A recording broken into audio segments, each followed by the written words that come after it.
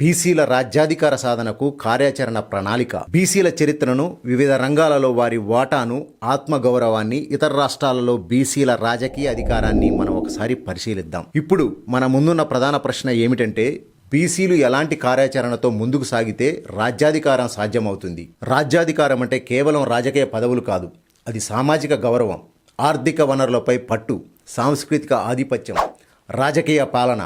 ఈ 4 అంశాల సమ్మేళనం. ఒక వ్యవస్థను మార్చాలంటే పటిష్టమైన వ్యూహరచన, దీర్ఘకాలిక పోరాటం అవసరం.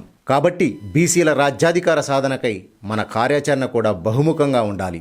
దానికోసం మొదటి విషయం, సిద్ధాంత స్పష్టత, ఉద్యమానికి బలం. ఒక ఉద్యమానికి ప్రాణం సిద్ధాంతం. సిద్ధాంతం లేకుండా ఏదీ నిలవదు. మన సిద్ధాంతం హిస్సా, షేర్, ఇజ్జత్, సెల్ఫ్ రెస్పెక్ట్, హుకుమత్, పవర్. ఈ నినాదం కేవలం నినాదం కాదు, బీసీల జీవన లక్ష్యం. తమిళనాడులో పెరియార్, అన్నాదురై, కరుణానిధి ఇచ్చిన సిద్ధాంత స్పష్టత డిఎంకే, ఏఐడిఎంకే పార్టీలకు బలం ఇచ్చింది. బీహార్లో రామ్ మనోహర్ లోహియా, జయప్రకాష్ నారాయణ, భారతరత్న కర్పూరి ఠాకూర్ సూత్రాలు, యూపీలో మండల్ ఉద్యమం ఇచ్చిన సిద్ధాంత స్పష్టత, కాన్షీరామ్ అందించిన బహుజన భావాజాలం అక్కడ బీసీలు పాలకులయ్యే స్థాయికి తీసుకెళ్లాయి. తెలంగాణ, ఆంధ్రప్రదేశ్లో కూడా బీసీలకు అదే సిద్ధాంత స్పష్టత అవసరం. ఈ సిద్ధాంతం ద్వారా బీసీలలో భావజాల వ్యాప్తి చేసిన వారిని ఉద్యమానికి మానసికంగా సిద్ధం చేయాలి, వారి ఆలోచన విధానం మార్చాలి. బీసీల రాజ్యాధికార సాధనకు రెండవ కార్యాచరణ ప్రణాళిక చైతన్యపరచటం. బానిస భావాజాలాన్ని, కొన్ని భ్రమలను ఛేదించడం ద్వారా బీసీలలో శతాబ్దాలుగా గూడుగట్టుకున్న బానిస భావాజాలం బీసీ రాజ్యాధికారానికి పెద్ద అడ్డంకిగా మారింది. కర్మ, జన్మ, పునర్జన్మ, వర్ణ, మనుధర్మాలు అనే సిద్ధాంతాలు అసమానతను శాశ్వతం చేయడానికి ఆధిపత్య కులాలు సృష్టించిన భావనలుగా అర్థం చేసుకోవాలి. యూపీ, బీహార్, తమిళనాడుల్లో ములాయం సింగ్ యాదవ్, లాలూ ప్రసాద్ యాదవ్, కరుణానిధి వంటి నాయకులు ఈ అబద్ధపు సిద్ధాంతాలను బహిర్గతం చేసి ప్రజల్లో చైతన్యం కలిగించారు. సామాజిక న్యాయం అనే అజెండా ద్వారా బానిస భావజాలాన్ని పాతిపెట్టారు. మనకు అదే ఆలోచన స్వేచ్ఛ కావాలి. పై అభూత కల్పనలు దైవ సృష్టి కాదు, ఆధిపత్య కుల మనుషులే ఈ అసమానతను సృష్టించారని మన ప్రజలకు తెలియజేయాలి. బీసీలకు పాలనాకాంక్ష కలిగించాలి, అది మన వృత్తి ధర్మం లాంటిదని బోధించాలి. బీసీల రాజ్యాధికార సాధనకు మూడవ కార్యాచరణ ప్రణాళిక సంఘటితం, బహుజన ఐక్యత. బీసీలలో 100కు పైగా కులాలు ఉన్నాయి, అవి కలిస్తే గెలుస్తాయి అనే విషయాన్ని ప్రజలకు వివరించాలి. తమిళనాడులో అన్నాదురై ద్రావిడ ఉద్యమం ద్వారా కులాల మధ్య ఉన్న విభజనలు తొలగించి బహుజన తత్వం అనే చైతన్యాన్ని కలిగించాడు. బీహార్లో యాదవులు, కుర్మీలు, కోయిరీలు కలిసి ఎంవై సిద్ధాంతం అంటే ముస్లిం యాదవ్ ఐక్యతతో శక్తివంతమయ్యారు. యూపీలో యాదవులు, అహిర్లు, కుర్మీలు, లోదులు, ఇతర ఓబీసీలు కలిసి మండల శక్తిగా మారారు. తెలంగాణలో ముదిరాజ్, యాదవ, గౌడ, మున్నూరు కాపు, పద్మశాలి, విశ్వకర్మ, కుమ్మరి, చాకలి, మంగలి, బెస్తా, మిగతా బీసీ కులాలు మన ఔన్నత్యాన్ని చాటి చెప్పే సంచార జాతుల వారందరూ ఒకే బహుజన వేదికపైకి రావాలి. కుల సంబంధాలు వ్యక్తిగత బంధుత్వానికి పరిమితం కావాలి. రాజకీయం మాత్రం బీసీ ఐక్యత తప్పనిసరి అని గ్రహించి సంఘటిత శక్తిని చాటి చెప్పాలి. అప్పుడు మాత్రమే మన ఓట్లు చీలిపోవు, రాజ్యాధికారం మన సొంతం అవుతుంది. దీనికోసం ఓటర్లను చైతన్యపరచాలి.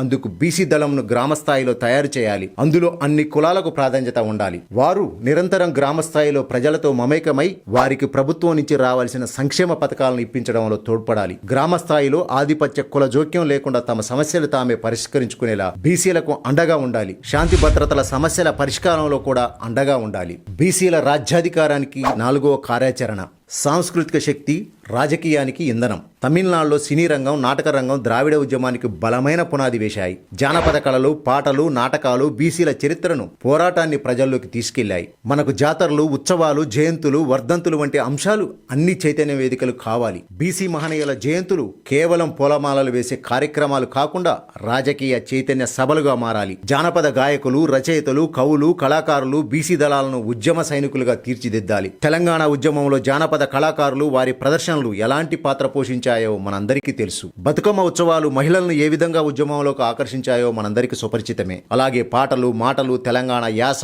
భాష, వారి ఘోష అన్ని కూడా తెలంగాణ సాంస్కృతిక చైతన్యంకు నాంది బలికి తెలంగాణ ఉద్యమంలో ప్రజలు పెద్ద ఎత్తున పాల్గొనడానికి ఎంతగానో తోడ్పడినవి. అలాంటి ఎత్తుగడలను బీసీ ఉద్యమం కూడా అనుసరించాల్సిన అవసరం ఉంది. సాంస్కృతిక పునాదులపై బీసీ ఉద్యమం నిర్మించాల్సిన అవసరం ఎంతైనా ఉంది. బీసీ రాజ్యాధికార సాధనకు 5వ అంశం రాజకీయ ప్రత్యామ్నాయం, ప్రత్యామ్నాయం బీసీ పార్టీ తప్పకుండా ఉండాలి. ఇప్పుడున్న పార్టీలన్నీ అగ్రకుల ఆధిపత్య కులాల ఆధీనంలో ఉన్న పార్టీలే. ఈ పార్టీల ద్వారా మనకు న్యాయం జరగదనే విషయం అందరికీ గత 78 సంవత్సరాల చరిత్ర తెలియజేస్తుంది. అందుకే ప్రత్యామ్నాయంగా బీసీలకంటూ ఒక ప్రత్యేకమైన రాజకీయ పార్టీ రావాల్సిన అవసరం ఉంది. అది బీసీల అస్తిత్వం, ఆత్మగౌరవం, అభివృద్ధి, అధికారం కొరకు ఎల్లవేళలా పోరాడే పార్టీ అయి ఉండాలి. అదేవిధంగా అది బీసీ రాజ్యాధికారం కొరకు ఎన్నికల్లో నిలబడి పోటీ చేయాల్సినటువంటి అవసరం కూడా ఎంతైనా ఉంది. ఇతర రాష్ట్రాల్లో బీసీలకు వారి రాజకీయ పార్టీలున్నాయి. తమిళనాడులో డిఎంకే, ఏఐడిఎంకే, ద్రావిడ పార్టీలు ఉన్నాయి. బీహార్, ఉత్తరప్రదేశ్లో ఆర్జేడీ, జేడీయూ, సమాజ్వాదీ పార్టీ లాంటి బీసీ పార్టీలున్నాయి. కానీ తెలంగాణలో బీసీలకు మాత్రం పార్టీ లేదు. ఈ లోటు భర్తీ కాకుండా బీసీలకు రాజ్యాధికారం సాధ్యం కాదు. కాబట్టి బీసీ పార్టీ అత్యవసరం. ఆ పార్టీ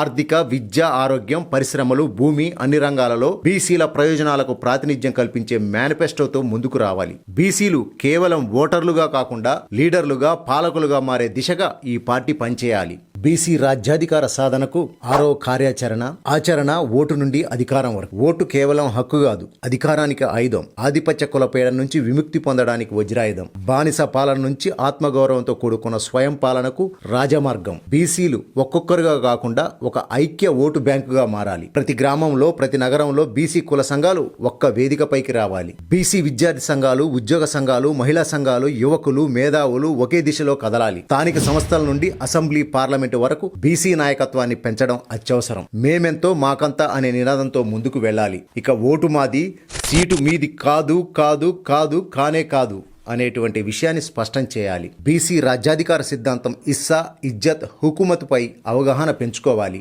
ఓటుతో రాజ్యం సాధిద్దాం, రాజ్యంతో మన హక్కులు సాధిద్దాం అన్న మానేశ్వరి కాన్సీరాం మాటను నిజం చేద్దాం. చివరగా ఒక్క మాట, బీసీ రాజ్యాధికార సాధన ఒక్క రోజులో జరగదు. ఇది దీర్ఘకాల పోరాటం. కానీ పోరాటానికి మార్గం స్పష్టంగా ఉంది. సిద్ధాంతం, చైతన్యం, సంఘటితం, సాంస్కృతిక శక్తి, రాజకీయ ప్రత్యామ్నాయం, అధికార సాధన.